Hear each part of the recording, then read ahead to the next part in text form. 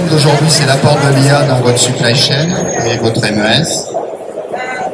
Donc l'idée de la présentation aujourd'hui, c'est de vous partager différents sujets sur les concepts d'IA, comment Sedapta intègre l'IA et l'IA au quotidien. Donc Sedapta, on est un groupe européen de plus de 500 salariés, on fait plus de 50 millions d'euros. Notre cœur de métier, c'est la digitalisation de la supply chain pour l'industrie.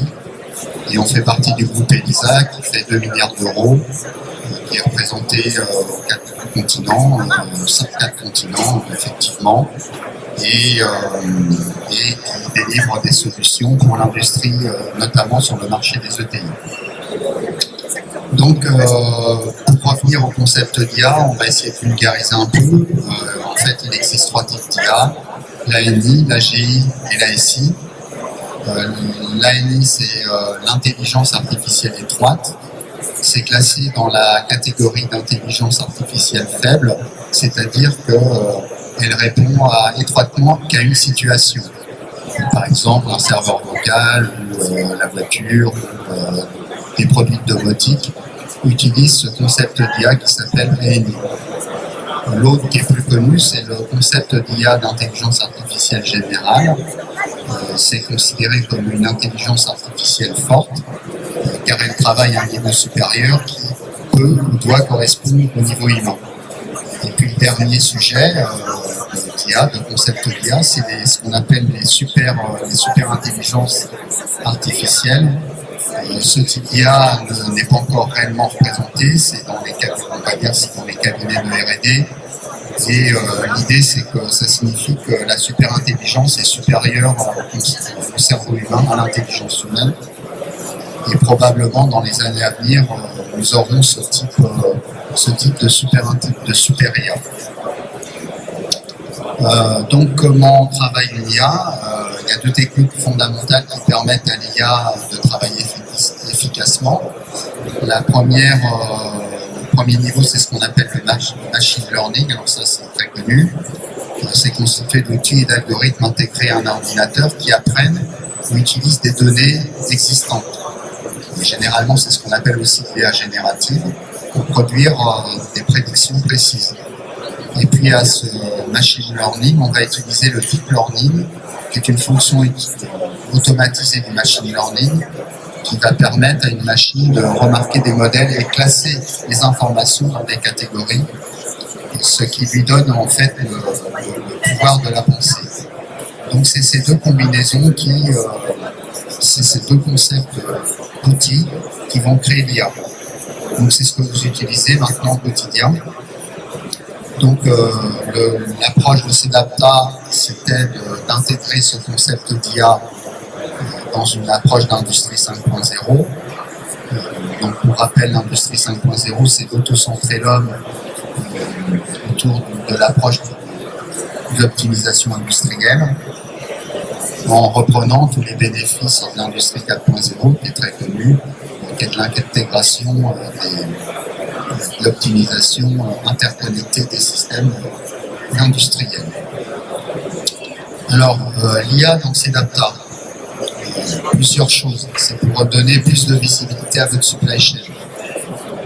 Donc ça, c'est pouvoir interagir en temps réel.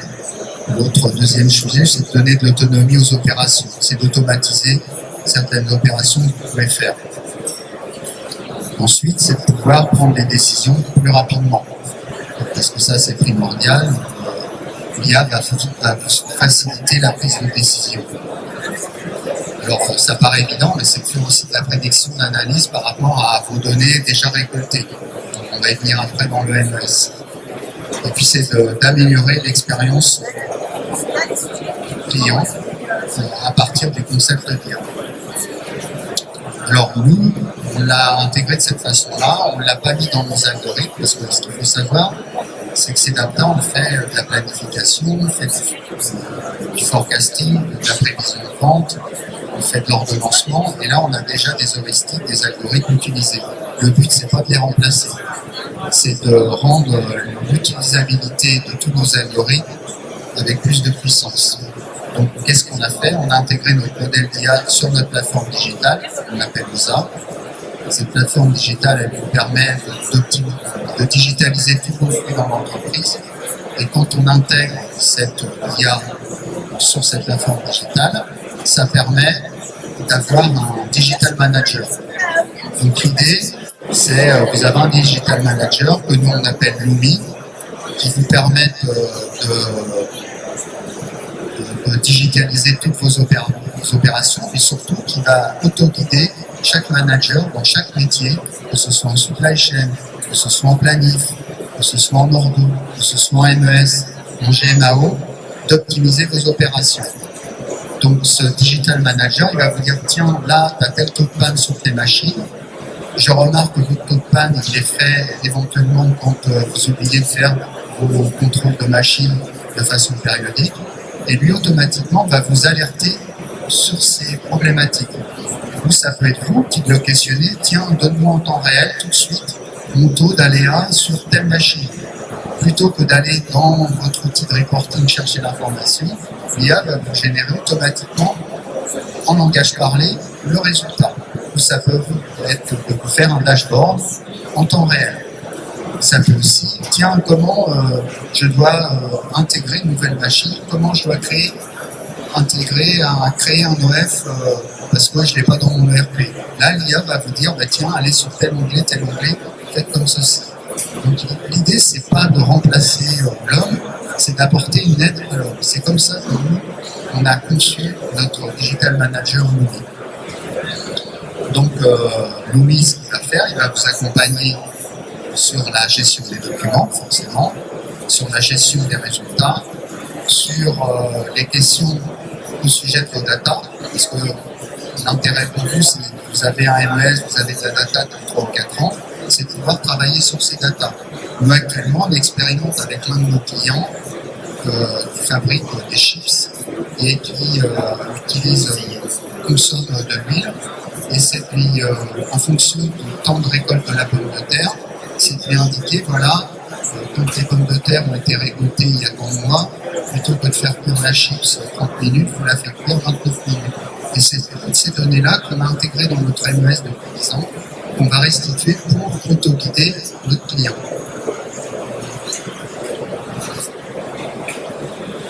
Alors ensuite, ce fameux Lumi, nous, c'est quelque chose de nouveau pour nous, on le met en place cette année. Pour nos clients existants, ça va nécessiter une migration. Et pour nos nouveaux clients, c'est en standard dans l'offre qu'on est en train de distribuer. Donc il y aura une présentation générale qui va être faite dans les mois prochains, au mois de juin notamment. Vous êtes cordialement invités à venir à notre Digital Supply Chain Innovation Day à Lyon, qui sera co-animé par Laurent Alexandre, un spécialiste de l'IA. C'est un peu pour être disruptif, pour parler d'évolution autour de l'IA. Alors voilà, écoutez, on peut l'utiliser dans l'ordonnancement. En fait, ça va optimiser les algorithmes qu'on avait déjà travaillé pour nos clients et dire, bah, tiens, tel type d'algorithme marche mieux pour vous parce qu'il est plus adapté à votre situation. Ah, là, vous avez un problème ben, on va plutôt utiliser tel ou tel algorithme. Et puis dans le MES, c'est vous auto-guider sur les aléas ou sur la prise de décision.